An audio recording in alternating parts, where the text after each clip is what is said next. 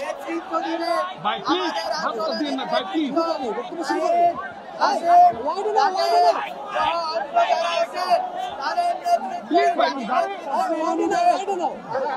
জাতি নেতৃত্ব মেনে নেবে। আমরা আমাদের কাজ করব সিভিল সোসাইটি এনগেজমেন্টের জায়গা থেকে। আমরা বিচ্ছিন্ন ভাবে কিছু করতে চাইনি। আমরা শুধু ছাত্ররা দেশের পরিবর্তন করতে চাইনি।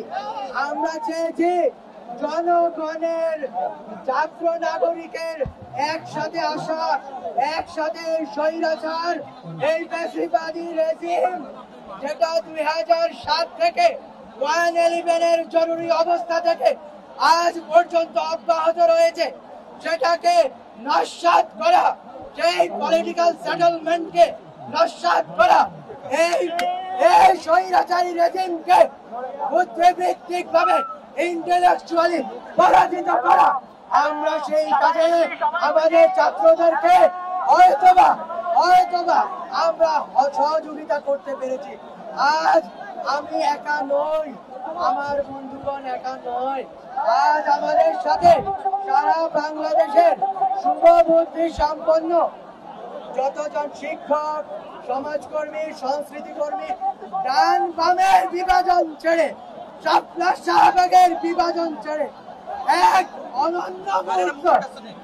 অনন্য মুহূর্ত বাংলাদেশের জন্য আজ এই ছাত্র নাগরিকের গণঅভ্যুত্থানের এই প্রেক্ষাপটে দাঁড়িয়ে আমার বন্ধু আমার পরিচয় ফাঁস করে দিয়েছে। ভুল করছে কি সঠিক করেছে আমি জানি না, তারা কি করবে আমাকে আমি জানি না, কিন্তু আমি আমার কাজ করে গেছি। আমি যতদিন বেঁচে থাকবো ততদিনেই এই দেশের নতুন যে পলিটিক্যাল সেটেলমেন্ট হবেই হবে।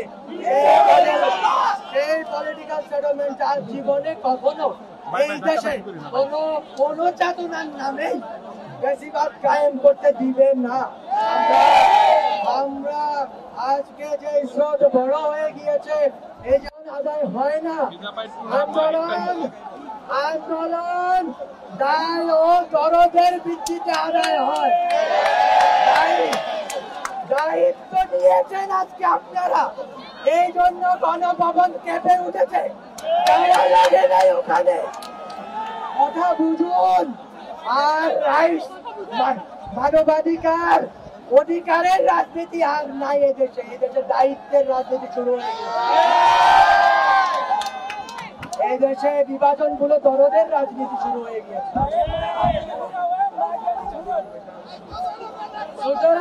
সুতরাং আমি অনুরোধ করবো আমাদের যে সিভিল সোসাইটি অংশটা ঘটাবো, পলিটিক্যাল সেটেলমেন্ট নতুন করে করার সিদ্ধান্ত পাবো।